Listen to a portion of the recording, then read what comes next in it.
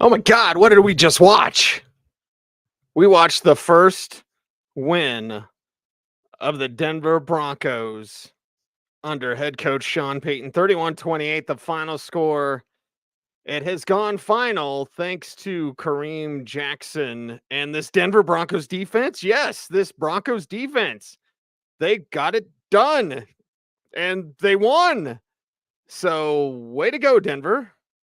Suppose I should show myself. The Broncos showed themselves today. The Broncos win.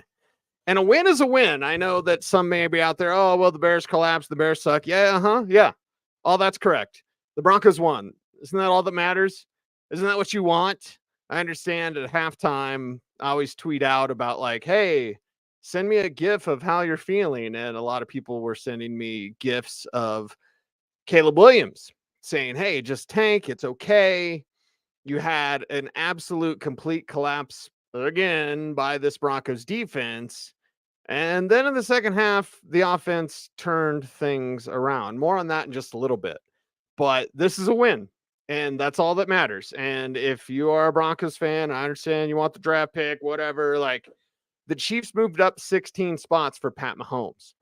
Okay. And getting to number 1 is more difficult than getting to number 10. I fully recognize that. But if you see your guy, go get your guy. And if you've got the assets to trade, then go trade for your guy. But they won. And it's Vance Joseph's defense that makes the plays at the end when the Bears seem to use up all their tricks, even a flea flicker that worked. The Bears used up their tricks. The Broncos get the win. And how do you feel, Broncos country? You can react to me in the chat room right here as our post-game live. And, well, and people saying, say goodbye to Caleb Williams. Yeah. Well, here's the thing. That's not necessarily the case because, again, the draft is always a moving part and moving pieces. And, if you're Carolina last year after you won some games, would you say goodbye to Bryce Young? No, you made a move with Chicago, ironically. We'll see what happens then. But, yeah, I'm Mr. Draft, and I know it just turned the calendar just turned October, but I don't want to talk about the draft in October. Are you kidding me? I want to talk about this Broncos team winning, and that's what they did today. Again, going to go through and go beyond the box score on today's program. 31-28 is the final score, and the Broncos win, even though Justin Fields was almost perfect through most of this game, and other than a Hail Mary in the first half, was perfect as a passer. 28-35, 335, 4 touchdowns, 1 INT. That's his first 300-yard day in the National Football League. They had a 100-yard receiver. They had a guy with 2 touchdowns, Cole Kmet. They had a 100-yard rusher in this game. So the Broncos defense certainly gave it up, but they stiffened at the end. Again, I think Clint puts it here perfectly. Ugly, ugly, ugly. I'll take it. Yeah, a win's a win. You should not be upset that the Denver Broncos won today. Don't worry about the tank and Caleb Williams. Again, like, if you want the guy, go get the guy. And I know that my emotions are sometimes not in check on this show, and you're just going to have to deal with it. I know I've even had, colleagues be like, wow, you get really emotional in the postgame show. Yeah. These games matter a whole lot. I'm going to get emotional. I'm going to think about stuff. And on Monday, I might have a different approach. But I'm still in the Fire Vance Joseph crowd. We're 3 minutes into this program. I've already said that, even the win today. But yes, they won today. That's what you should be happy about. You're happy, right? And as we go through these games, like, I'm always looking for the positive with this team, the silver linings, even in the Dolphins game. Like, what can you take away from? What can you build on? And you can build on the young players. I couldn't say it, and Andrew Mason couldn't say it during the week of practice, but we had seen that Jaquan McMillan was going to be in instead of Sang Bassey. The Randy Gregory thing, because Gregory didn't start, it was Nick Bonito who showed up in a big way. What do you have? 2.5 sacks for his career up to this point? Had 2.5 sacks today in this contest, including to the big one that leads to the Jonathan Cooper scoop and score. Broncos defense come through with that score, helping out their offense. 17 fourth quarter points and 24 unanswered, basically, to win this game again, 31-28. But you should be happy.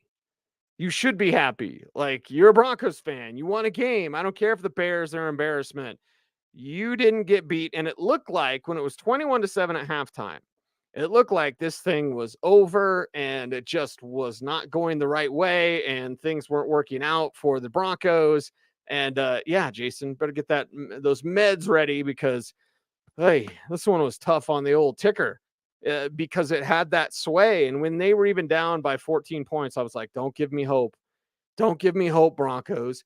And they came back and they won. And that's why you should be happy with this performance. Going to go through who did well, who didn't do well, how the Broncos turned things around. And did the Bears just run out of tricks? Basically, did they show all the clubs in their bag, to quote Brandon Stokely? Like, that's what they did. And then the Broncos defense just stiffened up because they'd seen everything. And Justin Fields wasn't perfect. Like, Justin Fields had to be perfect. And it was good for the Bears. And then it wasn't at the end. But the Broncos get the win. They make the comeback. I even said it at halftime. This is the worst I've ever seen this team. I've never seen the Broncos this bad. The Broncos have been embarrassing before.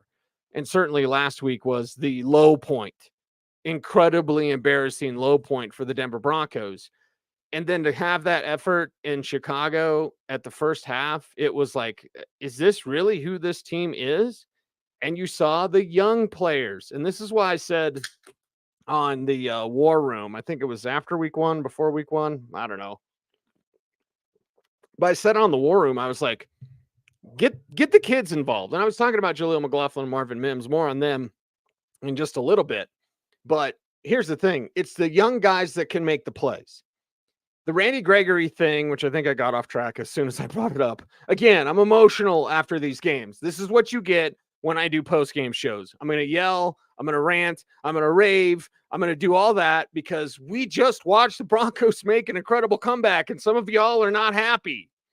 I'm like, wait a second. So you're happy when they get their ass kicked, and you're happy when the Bears, who were terrible, beat them? Like, no, you made the comeback. You won the game. All right, the first win of the Sean Payton era is in the books. And the Randy Gregory thing, like during the week, we saw that Sang Bassi wasn't going to play as many snaps and that Jaquan McMillan was going to play. Can't say anything during practice, but you see what they're going to do. The Randy Gregory thing was interesting, but it's Nick Bonito that comes through. It's Nick Bonito. And damn it, I don't care. You paid Randy Gregory $1 zillion. You have a George Payton problem at the end of the day. You still do. I don't care who wants to play apologist, who's the George Payton apologist out there this week. I don't care about that. At the end of the day, you've got some bad contracts that were doled out to some of these guys. You don't really need Frank Clark with Jonathan Cooper and Nick Bonito playing like that. They do have a couple of young cats. We haven't seen them yet, but Marcus Haynes I like. Thomas and Coombe I like as well. Usually watching them during practice, and I'm impressed with what I see. So, yeah, you paid Randy Gregory $1 zillion. He's not doing anything. Okay, whatever. We can sit here and complain about it and cry and whine and bitch and moan, or we can just be like, what works? What works? Playing Nick Bonito more works. And I don't care. Randy Gregory and, Frank Clark half-assed it through preseason. That's why the guy was playing all the way through was the 49ers game. He's like played the entire game. Like, what are they doing with Frank Clark? Yeah, it's because he was dogging it.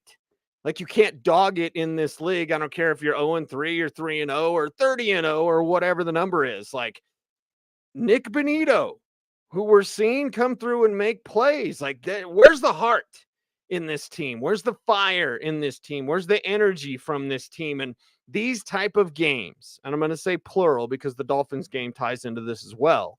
Like, these type of games show you who wants to be here, who can make plays, and who wants to be here.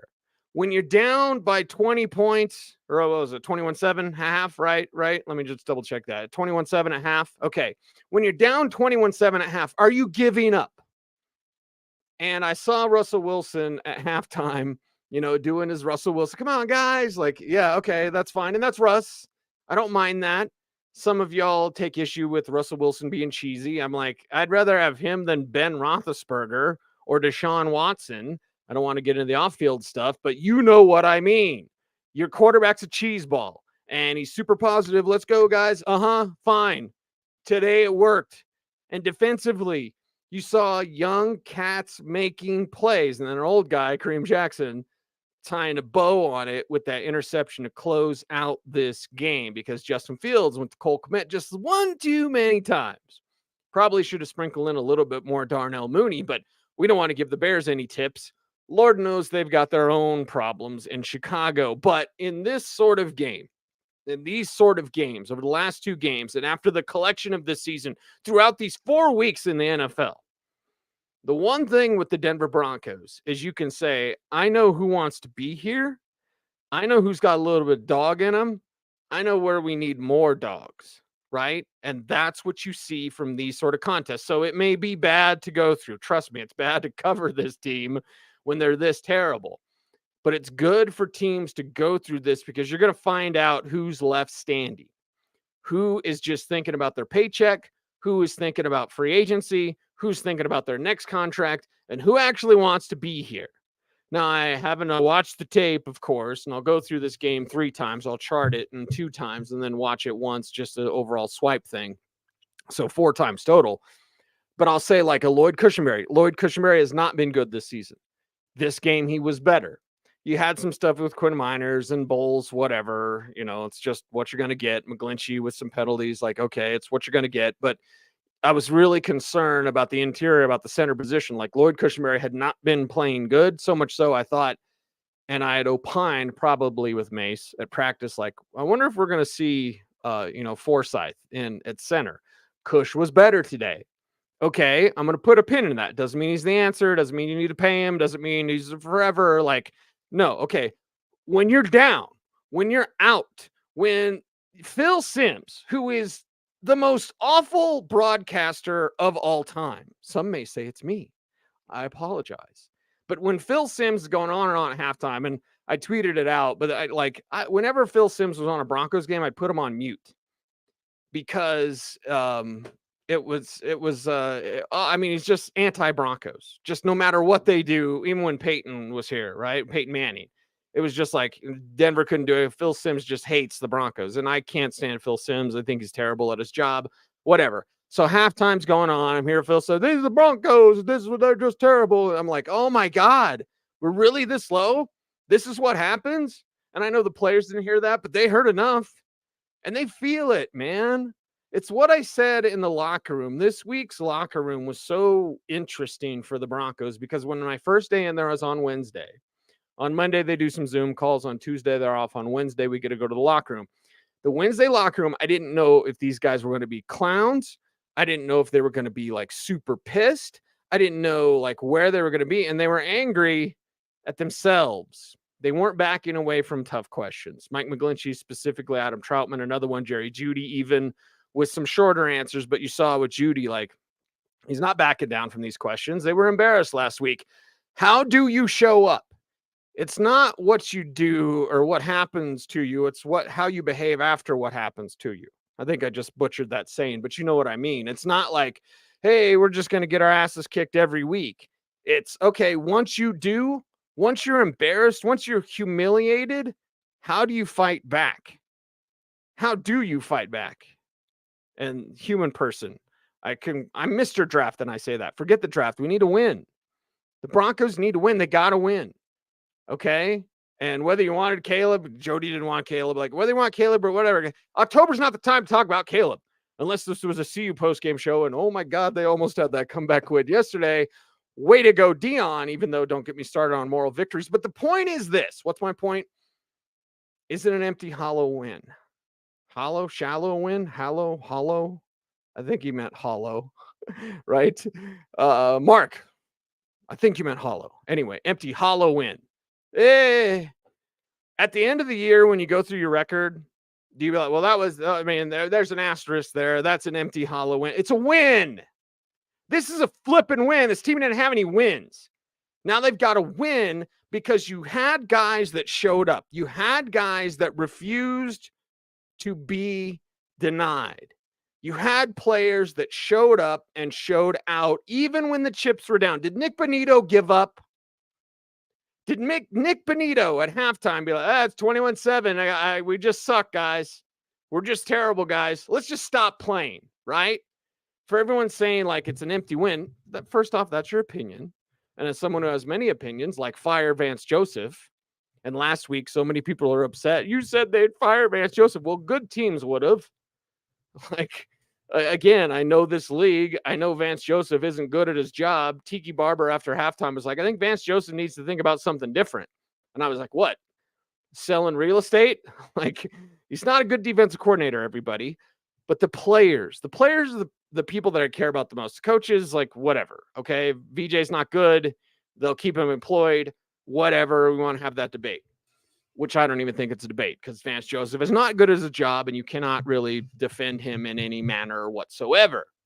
But the players, man, this is what it's about. It's about the Nick Bonitos, right? It's about the Jonathan Coopers. It's about the Drew Sanders. Last week, Drew Sanders against the Dolphins was pretty bad. Okay, first start, rookie, super athletic, totally out of position. And you saw it early, even on the first drive. You saw like Sanders was being more patient when he would attack the ball. Like he'd see it and go for it. He wasn't trying to guess. A lot of young players, especially if they're athletic, they'll guess. And when they guess wrong, it means a big play. Last week against the Dolphins, he was guessing wrong all the time. Head was swimming. Tons of big plays by the Dolphins. This week, you saw Drew Sanders play better. So Drew Sanders, good job. DJ Jones with some plays at the end. Good job. Jonathan Cooper, who I love, tackling his college teammate, Justin Fields. Good job. Nick Bonito.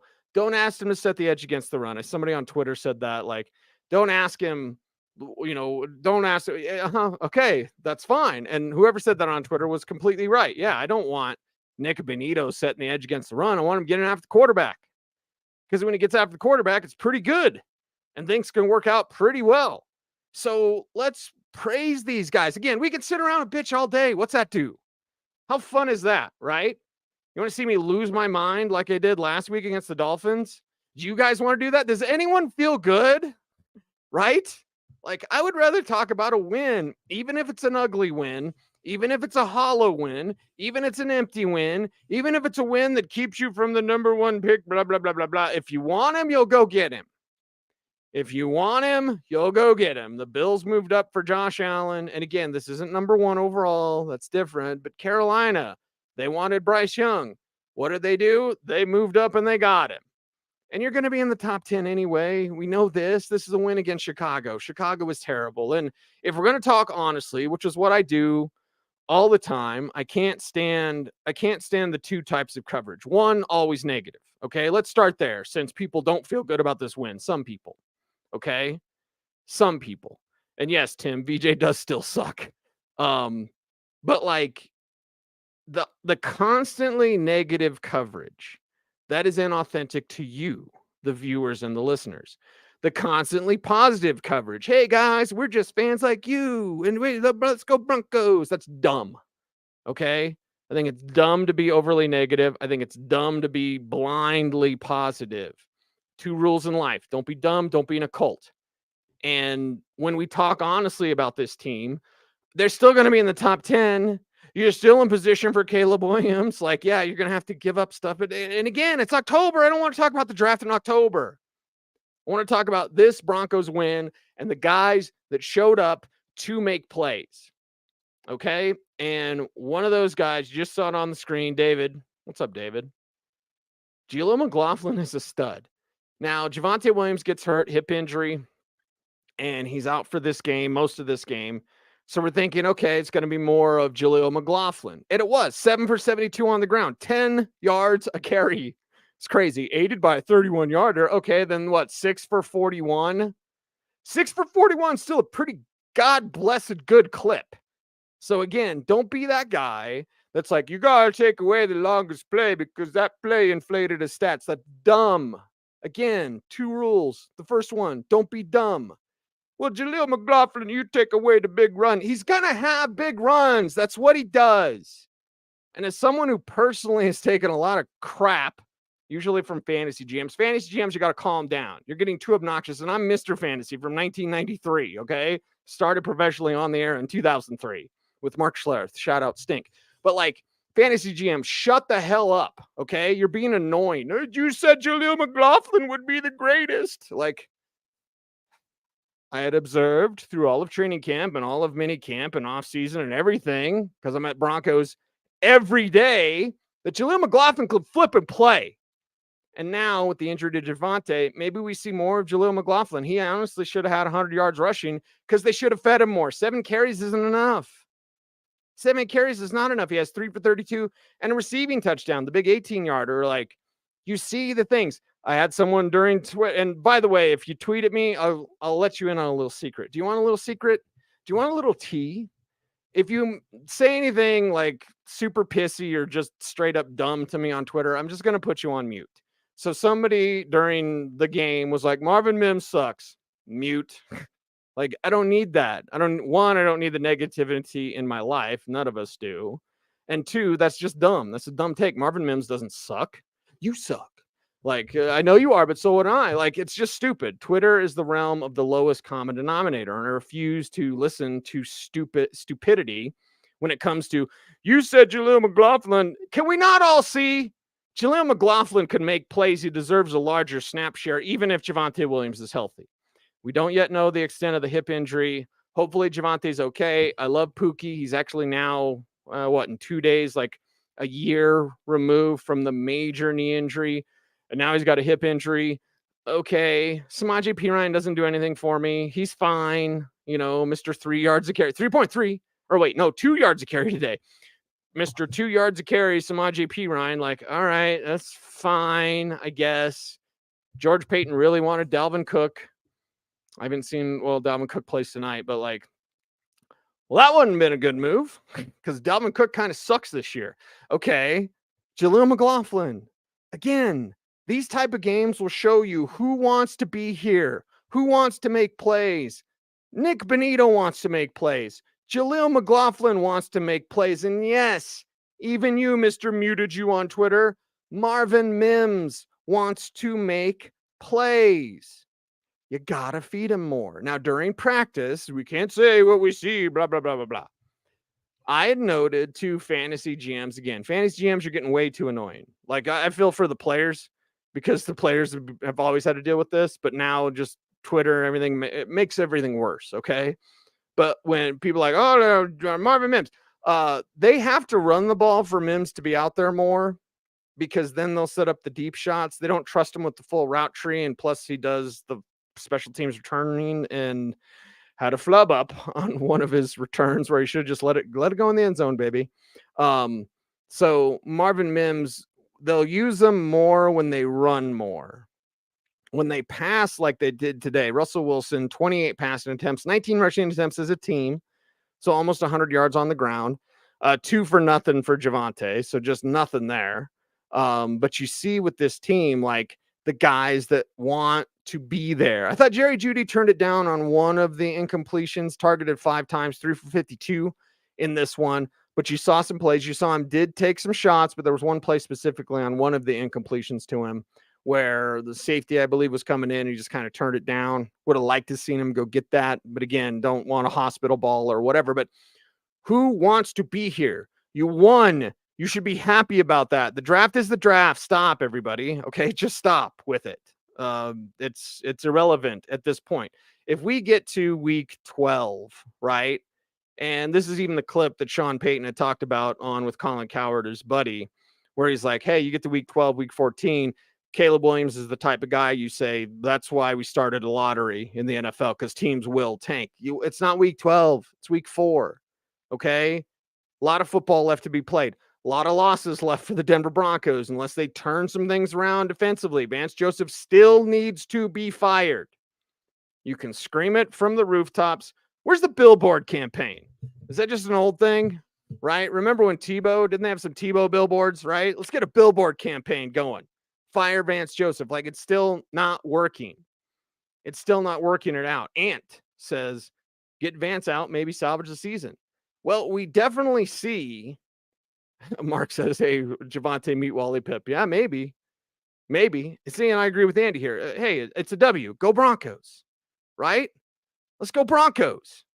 And like the draft will be the draft. Okay. Too many people are worried about that. And, oh my God. Like, All right. Let's not overdo things here. Okay. Let's not be too obsessive about things here um, as we talk about the Denver Broncos. All right. Fan post game live. I am Cecil Lammey talking about this team and who wants to be here. Marvin Mims. I don't even think I finished my point about Marvin Mims. What's my point? My point is Marvin Mims will not play more unless this team runs the ball better and more effectively. You're going to see a little bit more of Brandon Johnson, who had the only catch was a touchdown. So there you go. You're going to see more of Jerry Jeudy as he seems healthier. So again, we got some good things to take away from this game besides the damn win. Why are we apologizing for a win? Who in the hell came up with this, right? Who in the hell came up with this idea? Like, well, it's a win, but the Broncos suck. Like, that's just dumb. Like, please stop. They won. So let's talk about a win. Let's feel good about the win. Let's take it forward here and see what's next for the Denver Broncos. Well, obviously, it's the Jets. We'll talk about that later. But like for this game, you got to see who wanted to be here, right? It's not Dante from Clerks. I'm not even supposed to be here, man. Like you've got to see the players like a Jaleel McLaughlin, like a Marvin Mims. Cortland Sutton was making some plays. Jerry Jeudy seems healthier. These are all positives for this team. Greg Dulcich should be returning sometime this season, hopefully before the bye. And I've seen him off on the side field doing some work during practice. And, it looks like he's coming along nicely. Can't say a lot, but Greg Dulcich is doing some things. Looks like he's maybe even ahead in his progression from this injury. But of course, on IR, you have to sit out a certain amount of games. Number is 4. So, and you'll see that's a weapon that they sorely miss because Adam Troutman's not a weapon. And Chris Manhertz had a catch and then almost fumbled it at the end. So it's like none of their tight ends. Nate Atkins is nice as an H-back, but none of their tight ends are the weapon that Greg Dulcich could be if he could ever stay healthy. He's probably not going to stay healthy. But you saw it, and you saw after the Dolphins game. What do they think of Randy Gregory? Well, they benched him. What do they think of Asang Bassi? Well, they benched him. Pat Surtain has not really had a good season. And I want to be very careful with what I say here because I appreciate the talent that is Pat Surtain. I do. It's a rare talent. He is one of the league's best corners, to be sure. But when DJ Moore is working you and you're getting grabby and the Tyreek Hill, and he wasn't even on Tyreek the whole time, but when he was on Tyreek, it was bad. But every single week you've seen players make plays and opposing quarterbacks, even Justin Fields, not really be afraid of Pat Surtain. He's still one of the guys you want here. You don't want to trade him away unless you have to. This is the Caleb Williams conversation. But like, you want that guy to be a little bit more dialed in. Not exactly sure what it's going to take. We'll see him against Garrett Wilson next week. That'll be a matchup to watch. We don't know yet who the Jets quarterback will be. It might even be Trevor Siemian at the time. So we'll see how much that team feeds a Garrett Wilson against Pat Surtain. But again, just to talk honestly about this team, Pat Surtain hasn't had a great year. You all love him. He's shut down corner. Like none of that is untrue. But what also is not untrue is the fact that he hasn't been as good as we expect him to be. And the expectations are incredibly high. He's the best player on the team. Somebody said earlier in the chat room, like Russell Wilson is not the problem. That is correct. Russell Wilson is not the problem at all whatsoever. Russell Wilson also isn't necessarily your answer, but he does what he's supposed to do. Run when you have to, 4 for 13, and then be efficient as a passer. 21 to 28, 223, 3 touchdowns, no INTs, only sacked once. That's important for Russell Wilson. And you saw it with Jerry Jeudy, who I've talked about, with 3 for 52, and Marvin Mims with 2 for 47. Jaleel McLaughlin, I talked about. Cortland Sutton, 3 for 27 and a touch. Like this is where the George Payton problem comes in. Like there's just not enough around Russell Wilson with the way that he's going to play, with the way that he has to play. Like, he can only do so much. Why can't Russell Wilson make magic? Well, they don't have a whole lot around him. And the guys that they do have around him are not as good as they need to be. I appreciate Cortland Sutton. Is he a number one in today's game? Is he a Justin Jefferson? And yes, the expectation is that if you're going to be called a number one, are you a Devontae Adams? Are you, Stephon Diggs? Nice day today for Buffalo. Like, no, he's not. And that's not an insult to Cortland Sutton. That's just the way it is. Jerry Jeudy. Is he any of those guys that I mentioned? Jamar Chase? Is he any of those players? No, it's not an insult to Jeudy. That's just who he is. So you got two number two receivers. You got Mims, who could be like an Emmanuel Sanders type. And I don't necessarily think Sanders was a one ever, although the 49ers, whatever, like there's one-ish ability in Marvin Mims, but they're not going to use him because they don't trust him on the full route tree yet, because that's obvious. I mean, he's running goes and he's running screens. That's what Marvin Mims does. That's how are we going to use Marvin Mims? They're going to use goes and they're going to use screens for Marvin Mims. Until they run the ball more, you won't see more of Marvin Mims. This is about what he's going to get. But you see the high-value targets and you see the high-value production from Marvin Mims when he is targeted by this team. So that's a good thing for this Broncos team. But it's the young guys that you have to go to. The season is already, I don't want to say lost or over or whatever, but they're going to win about 5 games. Okay. I thought it would be closer to 9, maybe even push for 10 wins. That's a fantasy. I think at the end of the season, you're looking at 5 or 6 wins, something like that. And, they're not good enough to lose these games. You could make the argument they should be 3-1. If they were 3-1 right now, would you all be talking about Caleb Williams? Or would you be talking about, Jody says it here in the chat room, like build around Russ? Build around Russ, draft someone to groom behind Russ, because it's been talked about. Mace and I will bring this up because I think Mace said it. I can't remember what show he was on, but he was talking about, he might've been just talking out of Broncos. Like, hey, this team has never drafted like a top 5. It's, surefire franchise quarterback, which surefire is a funny term when it comes to the draft, but they've never done that top 5. They've also never developed a guy. I talked about it with Philip Lindsay this week on the drive with Zach Bye. I said, they've also never developed anyone. So why not take Russ? Okay, Russ, you can't do everything. We don't need you to do everything, baby. Like this, people having this fantasy, like Russell Wilson needs to be the Seattle Russ. He can't be that guy anymore. He can't. Russell Wilson needs to be a game manager. All quarterbacks are, but that's what he needs to do. So, Russ, can you be a game manager? Okay, you can do that. You can listen to the coach. You can run the plays as designed. You can extend plays when you need them. All right, Russell Wilson can do that. Check. Well, how about drafting a quarterback and grooming them for a year behind Russ? That way you can get through the 24 salary, the 25 salary, maybe restructure Russ, give him a big bonus because you're not cash strapped anymore if you're the Denver Broncos. So you have Russell Wilson on this insane amount of money, thanks to George Payton, who might not be here next year. But like, you have Russell Wilson on this big money deal, rework the deal, and then draft someone to groom behind him. Russ is fine. Russ is not the problem, but Russ is not the answer. When this team is good and competing for Super Bowls in 3 to 5 years, Russell Wilson will not be part of that combination. And that's just Father Time. Father Time is undefeated. So Jody's right. Build around Russ with the eye on the next guy. And you can't just be like luck into it. Like, I hope that we get Arch Manning when he comes into the league in 3 years. You can't luck your way into it. You have to have the plan for the next guy in place, and grabbing the free agent. The Drew Brees situation doesn't come around very often, right? Messed up shoulder, 2nd round pick. Chargers got their 1st rounder, Phillip Rivers. Like, okay, that's a situation that does not happen. And Miami dummied up because they didn't grab Drew Brees. They grabbed Dante Culpepper. I'm going over history again here, but like for me, it's getting Russ and then getting the next guys. Vance getting fired. Thomas, I thought he was going to get fired last week. So what the hell do I know? I know this league, and I know good teams would have got rid of him. And for all the people that said, well, what does it say to the league? It says don't flip around. Sorry. Not supposed to cuss. Don't flip around when you play for Sean Payton, when you coach for Sean Payton, when you're on Sean Payton's staff. Don't mess around. Don't flub up. All right? That's what it says.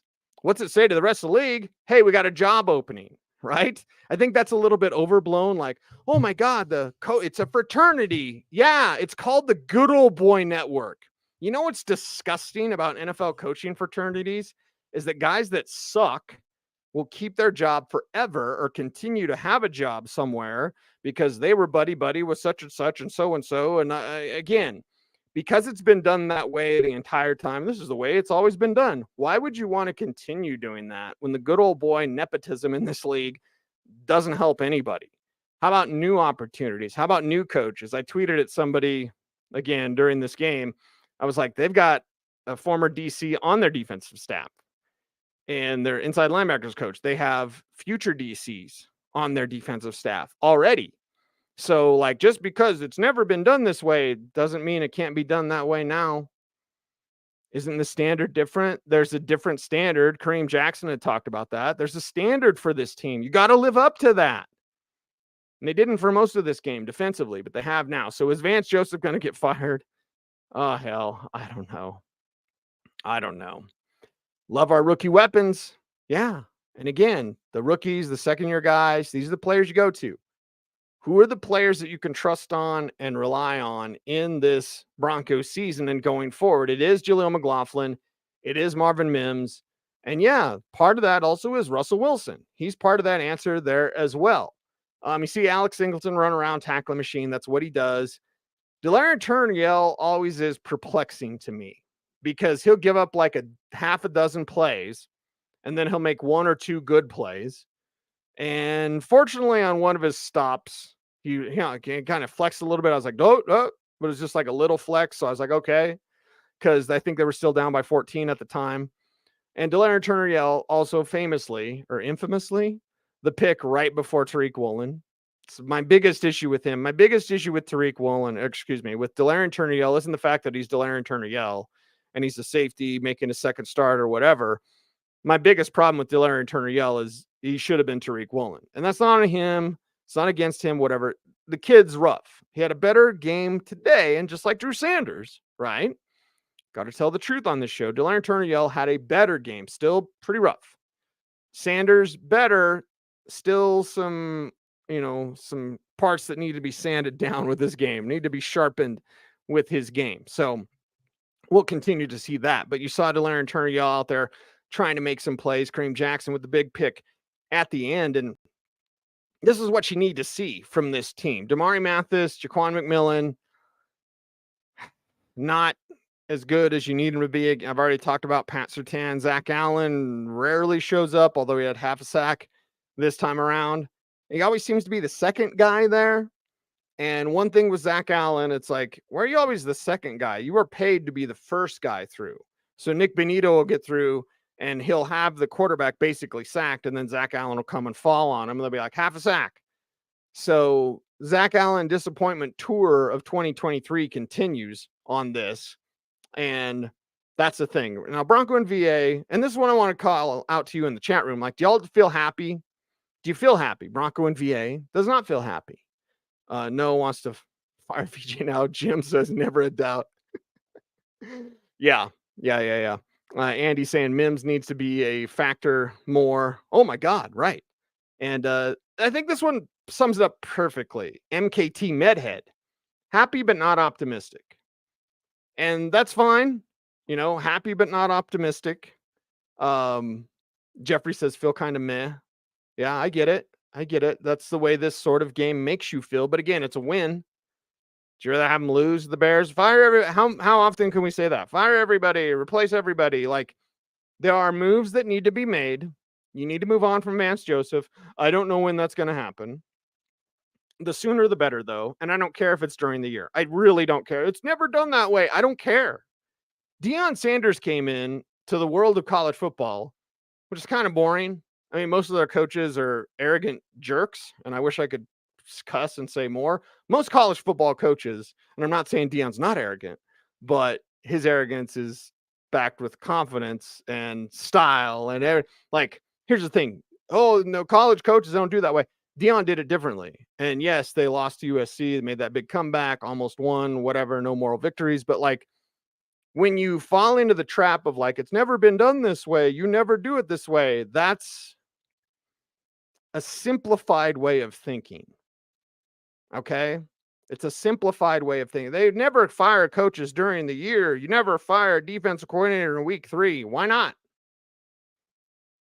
Do you deserve your job? Do you deserve getting that opportunity as defense coordinator for the Broncos?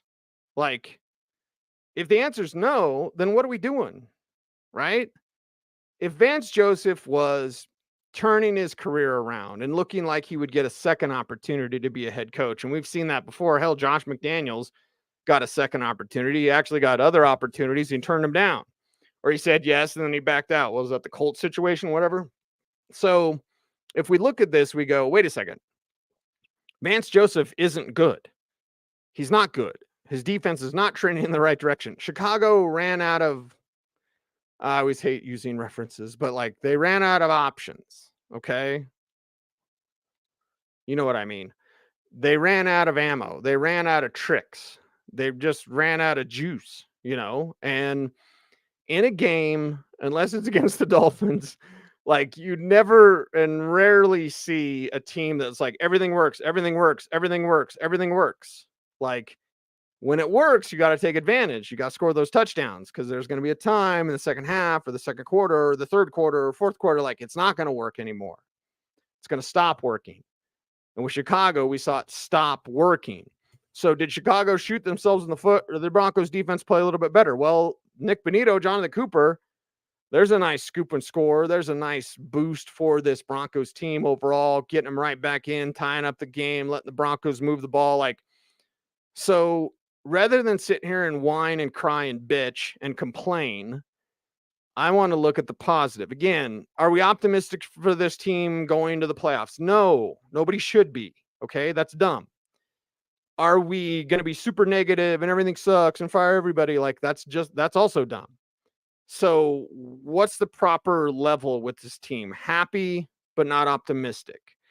Happy that they got to win, that you didn't lose to the hapless Bears, because they have been hapless. You made them look pretty good today. But what are the players, or who are the players that you can count on and rely on going forward? And again, those are mostly the young players. And if it means benching Randy Gregory, I don't care. It's not my money. I'll shop at Walmart. Got some nice prices, but it's not my money. Now, George Payton dummied up and paid Randy Gregory all that money. Like when you could have kept Bradley Chubb or Von Miller or whatever, you had other options. You chose Randy Gregory, and it was a dumb choice from the beginning because he's never healthy. He's never plays a full season. So he's healthy, knock on wood so far. But the Randy Gregory move, it's not even about the lack of production this year. It's just he never plays a full year. He's never done it ever. His career high in sacks, I believe, is 6. Somebody in the chat room tell me, but top of my head, his career high in sacks is 6. Nick Bonito almost had that in this game. He had half, Eddie. Almost half, 2.5. So there's your half. But hey, Randy Gregory didn't play much or didn't start or whatever. Yeah. Randy Gregory doesn't deserve to play, just like Vance Joseph doesn't deserve to be the defensive coordinator of this team. So what do you need to do going forward? I think you need to draft the young quarterback and not a khaki pant. The whole khaki pants thing, that's probably the bane of my existence, is having to hear any sort of debate about get your third rounders, guys. Get the flipping right guy. Okay. And however, you got to move up to number 1 and get him, then do it. You can find him in the 20s, which is incredibly rare outside of Aaron Rodgers, because Lamar Jackson was, 32, 31, whatever. Okay, you get your quarterback in the 30s, and I mean, first round 30s, 30, 31, 32. Okay. Get him in the 10 teens, whatever. Okay. Get the right guy. Develop the right guy. Defensively, you've got some pieces. Cooper you can build around. Bonito you can build with. Who can you build with? DJ Jones was better today. Overall, he's an older player. You're not going to build with him. Again, I'm thinking 3 to 5 years. When this team is contending, when this team is pushing for deep postseason runs, who are the guys that can be here? Nick Bonito can be here in 3 to 5 years. Jonathan Cooper can be here in 3 to 5 years. And you may all not want to hear that. Oh my God, 3 to 5 years. that's the truth of this situation. It's not going to happen overnight. You want to say 3 years, super optimistic, Russell Wilson, let's go, guys. Like, okay, in 3 years, who's going to be here? DJ Jones isn't. DJ Jones isn't. Got to slow down when I say that. DJ Jizz isn't. DJ Jones isn't. Alex Singleton isn't. Sorry. Pat Surtain is, and he could be. Justin Simmons isn't. So again, as we go through these things, and Simmons didn't play today, of course. But as we go through this, I think the proper lens is be like, good, it's a win. You feel good. You know it can work. I know this team is better than this. Even better than today. Even a win, and it's an empty win, and it's a shallow and a hollow win. Like, I know, whatever. But it's a win. And that's what matters most. So this team is better than their 1-3 record. You could say they'd be 3-1, but even then it'd be kind of like false. You know what I mean? Fake news. It would be like that. Okay, 1-3, it's who they are. Your record says who you are. All right. There's still building to do. It's one win. You're going to take it. You're going to feel good about it. But you're also going to know that you could still have things to build. Marvin Mims is the future. Jaleel McLaughlin is the future. Russell Wilson kind of is the future as long as you get a young guy to develop behind him. Okay, that is a necessity for this team. You need to restructure Russ. Don't need to move on from Russ. You need to restructure him, find the next guy, kind of develop him behind for a year or two, and then boom, let him take over. You're good to go. Who are the guys for the future? You saw some of them today. Nick Benito, Jonathan Cooper, et cetera, et cetera. I appreciate you all very much for watching this program. And thanks for joining me here in the chat room. Sorry I couldn't get to all of your chat comments. Hopefully they were nice. I hope so. Anyway, and I'm seeing it here in the chat room. Coco, one of my favorites. We needed this win. You're damn right, Coco. They needed this win. They needed this win. And it's a win. You should feel good. Mark says poorly applied lipstick to the pig. Okay. All right. Still fire VJ. Yeah. Yeah. Yes. Still do that. And VJ's giving up on 100 points. Yep. That's right. Wes, Gregory needs to be cut or traded. Yep. That's right. Ant, fire VJ. Yep. That's right. We got lucky. Yeah. That happens in the league. Bears should have kicked the field goal. Like this league, like what Cody says, let's go. Keep it rolling. Right. And now this one win can turn into 2 wins. Then you face Kansas City. Sorry. Don't give me hope. But like, what's helpful? What's beneficial, I think, is the right way to say it. What's beneficial? To sit here and cry and moan about this team? Oh my God, everybody sucks. Or is it beneficial to be like, okay, 1 can be 2. 2 won't be 3 the next week because it's Kansas City. But like, who's going to be here? Who's part of the answer? And for me, Jonathan, people will never be happy. Like, yeah, I get it, man. I totally get it. Glock says, I don't care. I'm hyped. Yeah, man, they won. Let's do this thing. And it was incredible. Yeah, it was an incredible comeback. Yes, Gabe says comeback. Sean screamed at the offense and changed the attitude. Yeah, they needed to change an attitude or a change in latitude. Am I right, everybody? Yeah. So there we go. There we go. Yeah, very happy here. Let's go Broncos. You know what I mean? Like, you've got to go and build somewhere. And in this season, everybody could give up and you could just say fire everybody, or the people who are going to give up or they're going to give up. They've already checked out. They've already checked out. Who wants to be here? That's what I want to find out. These type of games will allow you to do just that. We've got all that you need at denversports.com. No damn paywall either. Hey, pay to read my article. No thanks. So everything you need, denversports.com, and it's all Denver Sports. Got plenty of Buffs coverage. Nuggets starting up and Avs starting up and Rockies lost 100. Like, we got it all for you at denversports.com. Check it out and check out our free daily newsletter. It's the Denver Sports Daily. You've got a life. We don't. Trust me. I got to write 2 more articles after this show. We don't have a life. We got you covered. Go live your life. Have fun, baby. we'll cover Denver sports for you. denversports.com. Again, no damn paywall, so you can come and read and enjoy and bookmark and come back and comment and like and share and all those sort of YouTube things. Like, comment, share, subscribe, hit the notification bell so that you never miss a vid. I'm Cecil Lammey saying thanks for watching, everybody. Whew. Broncos got to win. All right? Let's be happy about that. Stay tuned. Stay frosty.